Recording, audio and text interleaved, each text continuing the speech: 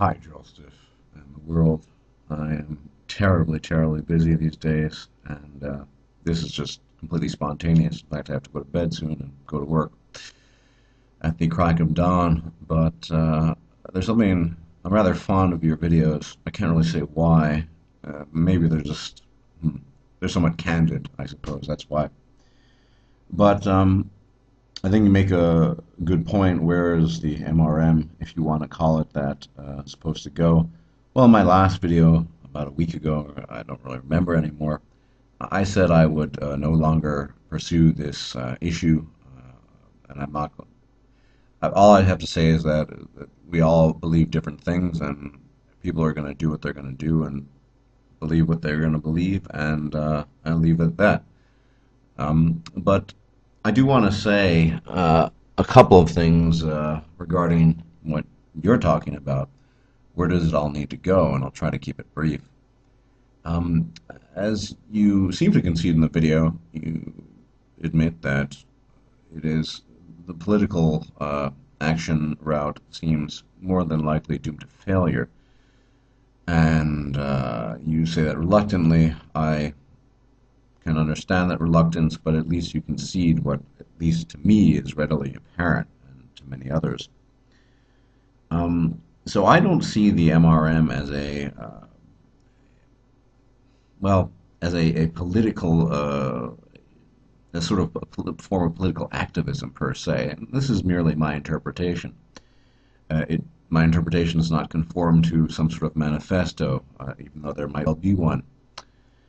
Um, but the fact is, and I've mentioned this before, and at the risk of sounding like a broken record, it is a movement composed very much of individuals, disparate individuals, spread out throughout the world, who are gathering information and gaining knowledge through one another, through the means, primarily the means of the internet. And that means that the changes that we affect will be individual microcosmic changes. And it will likely stay at that level for the conceivable future. The reason being is simply that we lack numbers. The kind of, well, there's a number of factors. One, you need the cognizance. You need to be cognizant of what is going down in civilization precisely. I like to look at it as a giant piece of theater. You know, we have the veil, we have the curtain. The actors are up on the stage. Everyone's a thespian. The problem is, I think the thespians on the stage aren't, most of them aren't even aware of them being thespians. Um, so there's a lack of volition there. And I hope I'm not getting a little too abstract here, but the point is that what I'm trying to get at here is simply to say that um, we need to make the thespians aware of their participation in the drama and the piece of theater, and giving them, the thespians, that knowledge. And when I speak of the thespians, I am speaking mostly of men. I think it's more or less confirmed that most women know what's going on. If they didn't know what was going on, they wouldn't be engaging in the kinds of behavior they have been engaging in for, well, at the very least, untold millennia. So as we reach each man, individual by individual, on an individual case and basis, um, we can, in fact, have a ripple effect. We might not experience or feel that ripple effect in a direct personal manner, for the simple reason that that ripple effect will only be felt by those in that man's own personal environment. Uh, but I have no doubts, based on many PMs I've received and other kinds of messages, that there is a ripple effect. And whether we like it or not, this movement, in my opinion and my assessment, being primarily apolitical, being politically atheistic, that is where it will take hold in the hearts and minds of individual men. Uh, Basically, letting them know that they are actors upon the stage. Um, well, to be perfectly honest, they are puppets, and for quite some time there's been a puppeteer pulling the strings. Our job, quite simply, is to let them know that there is a puppeteer. The puppeteer has no power without. Well, the puppeteer only has power due to nescience, due to a lack of knowledge of what's actually going on. So each video that we make and each man we inform of the situation, we're in fact decoupling him or cutting the strings, as it were, from the puppeteer's tool, and we're giving him at least the possibility and the power of choice. And I think that might be the only thing we can do at the end of the day within our lifetimes. We're not going to be around that much longer, so that's what we can do. And turning another thing I might want to bring up is this notion of organizing ourselves. Now, I remember watching one of Man Woman's Myths videos in the days of yore, a while back, and I saw, I think it was Erin Peasy, if I'm pronouncing her name right, the battered violence, battered partner expert who had been basically chased out of the UK by rabid feminists and what have you. And she did describe the scenario of how men were just terribly disorganized compared to women. I think that might be have something to do with inherent male nature, but at the end of the day, that given the opposition as well, it's like asking to a bunch of cats, and I don't mean lions, but the standard feline, get to all get together and oppose what seems to be an insurmountable mountain. It's as you said, you know, when I still was, well, I suppose mildly interested in politics, I always liked Ron Paul. I was always fond of him on some level. He, yes, it took an economic collapse for people to even become aware of him, and yeah, his ideas have gotten out there and people have paid attention. But it's been for naught because he will not be elected and nothing will change. Uh, and that's just the political sphere.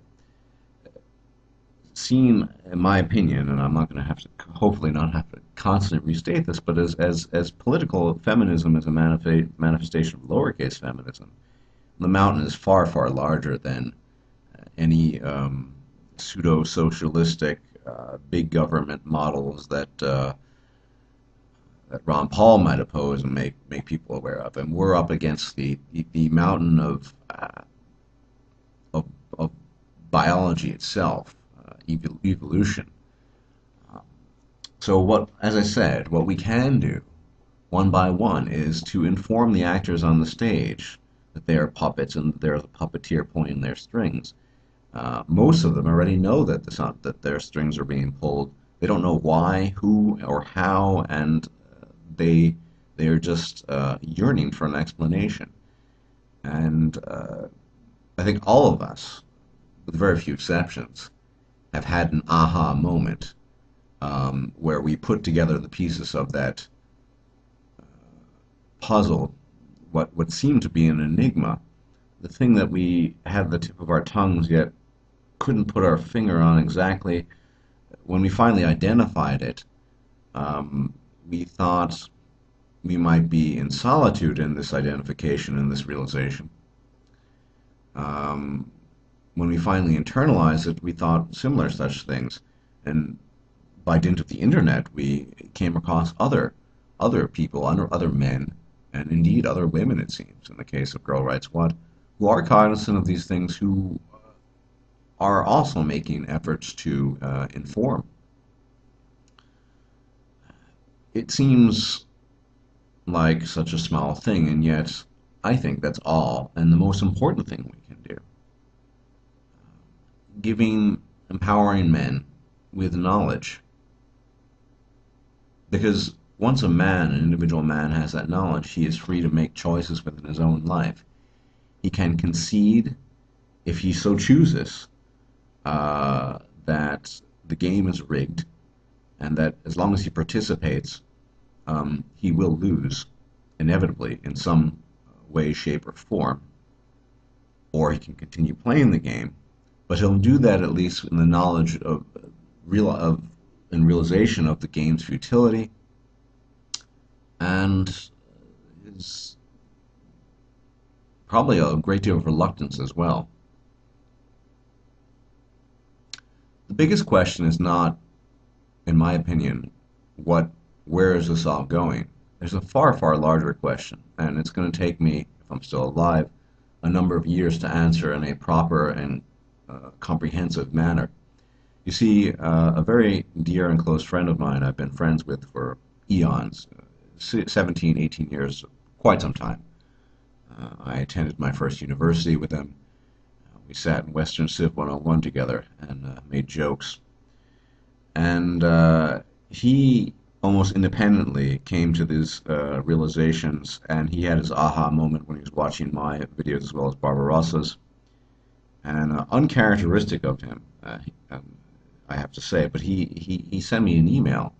He said, Stardust, what happens afterwards? And I'm going to end this video with that question. Not where's the MRM going, but we as men who are going our own way, what comes after going our own way? And I've offered a couple of ideas and suggestions towards that end. But this is the by far the much more by far much more complicated question, a much more complicated issue for lots of reasons. Briefly, because we are biologically driven to propagate our DNA, voluntarily, consciously rejecting that drive causes serious issues in some individuals, many individuals, I would dare say. We also have a biological drive to interact with females, mostly for the purposes of sex and reproduction, through all sorts of artificial and silly mediums, fake, uninteresting conversations, spending money, things of that nature. McGow, men going their own way, we reject that, and yet, and still, many of us, such as my friend and others, are plagued by this issue. And as I said, this is an ongoing issue, and this is one that will need to be addressed in the years to come as each of us evolve as individuals and each of us gains insight into what appears to be a brave new world. Yeah, Aldous Huxley. It's just a coincidence I'm using the term brave new world, but yeah, that's the big question, my friend Jerlstif. It's not what's the MRM going to do and how we're going to get money and band together. I don't see that ever happening in our lifetimes, and if it did, it would have a minimal impact. The big question is the open question. You know, I've made a video about this. Quo vadis, what happens? Where do you go after you go your own way? And